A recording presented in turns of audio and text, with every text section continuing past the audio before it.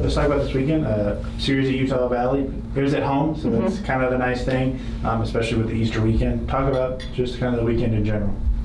I thought we showed some really big highlights. We offensively came out on fire in game one and played a really good, close game in game two. I think we just were not consistent enough. A little bit frustrating to face the same pitcher 2 times, and our performance against the pitcher, their pitcher actually decreased on the second time around, which is frustrating to see. But we did show highlights of we are fully capable. We're a really fun ball club to watch when we're aggressive, and I liked what I saw from Lena this weekend. She pitched really well for us.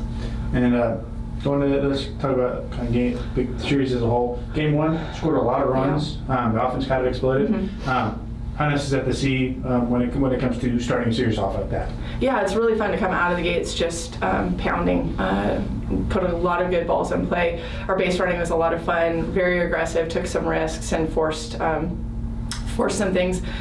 So I was really happy on the offensive side there to start that way. We'd like to see it continue when we start the series that way, that we just continue to build off of that in the future. And why do you think you weren't able to necessarily continue that offensive output or kind of keep up with that throughout the entire series? I don't think that we learned from each other's at-bats. I don't think we adjusted well when they found weaknesses pitching to us, that we didn't make good enough adjustments at the plate. And so we kind of played into their hand and what their pitching strategy was. But one positive thing is you guys pretty much you fought all weekend against a really good Utah Valley team.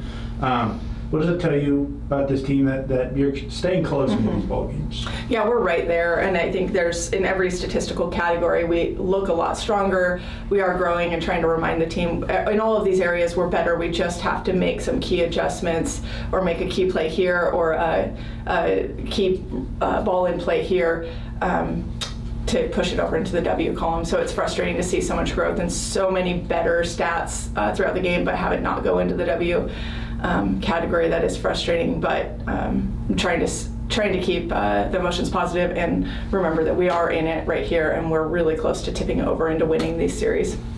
And going to this game, you guys are hosting Texas Tech. A lot of Red Raider alum, especially here in Abilene. How cool is it to be able to host another West Texas team, especially one like Texas Tech? Yeah, I think historically we've really enjoyed these games when we get to host Tech at our place. We know we're going to get a lot of fans, whether they're Red Raider fans or ACU fans. It's just fun to play at home with a lot of people in the stands and a lot of energy up there. And so historically the team has really stepped up for these games and had a lot of fun, and they've been entertaining games. And so I think the girls are really excited to host them at home this year.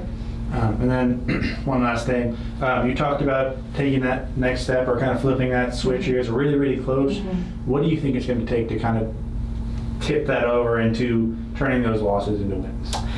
Playing off of each other's success. And so I think when we get on a roll, it's because one person does a job, they pass the bat, the next person gets hyped up, and they continue to keep that momentum. And so we've just got to be better about when one person does their job, that we continue to keep the momentum going and don't flip momentum. I think we can trace back in games where we've given momentum away to another team with one critical play here or one critical play there. And so just continuing to pass the bat and keep momentum for ourselves, we'll get these in the W column. Coach Farler, the first game of Friday's doubleheader, a bases loaded triple play, and you guys got a run. Where does that rank on the rarest plays you've ever seen? It's probably the most rare play I've ever seen, and we just got a late jump on that third out, but I did tell Sammy that we're aggressive, and we've said all along if we're going to make a mistake, we're going to make a mistake being aggressive, and you just saw it right there that we were aggressive, and they had to do everything perfectly to make those plays. The read at second base was probably the weakest part of that that was a big mistake, but I wasn't disappointed with Sammy trying to take scoring position at the end of that play, trying to push the envelope, and we've said all along we're going to be aggressive. So Texas Tech at home Wednesday, and you guys beat them at your place 2 years ago. What sticks out about them? I mean, they're a totally different squad than they were 2 years ago when they came here, but our girls know a lot of those players. They've played together, so they just have a ton of history, and I think that we just want to come out and have a really competitive, fun game and hit some good pitching. I think they're always interesting games to figure out what their strategy is going to be. Who are they going to pitch and who are they going to put in the lineup for midweek? Same with us, trying to figure out who do we want to use in a midweek heading into a really big conference series against Southern Utah. And then going up against Southern Utah, how do you close that weekend with the first WAC series win? Gosh, I think we just need to play consistently the way that we can play. We've shown we are a really good ball club when we play to our full potential. So we see that we've got solid defense, we've got solid offense, we've got solid pitching, we've got great base running. If we bring all of those pieces when we're out at Cedar City this weekend, we're going to have a really good weekend and play very fun softball.